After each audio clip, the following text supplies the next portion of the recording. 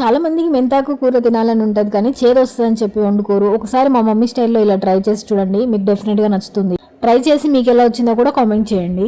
మెంతాకు అంటే ఓన్లీ మెంతాకే కాదండి, దీంట్లో వేసింది ఆలు ఎగ్ కూడా వేసింది. సో ఆల్ మిక్స్డ్ కర్రీ లాగా అనమాట.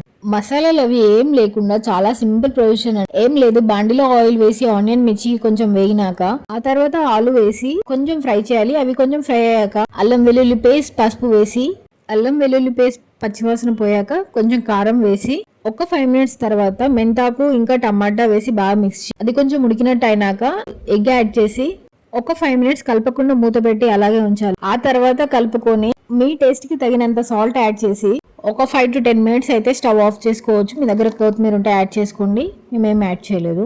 ఇన్ టేస్ట్ విషయానికి వస్తే మాత్రం సూపర్ ఉంటుంది. అండ్ నా వీడియో ఇంతవరకు చూసారు కదా, ఒక చిన్న లైక్ చేసి సబ్స్క్రైబ్ చేసుకున్న నా వీడియో ఏమనిపించిందో మీకు కామెంట్, మీకు ఇంకా ఎలాంటి వీడియోస్ కావాలో comment. Thanks all for watching.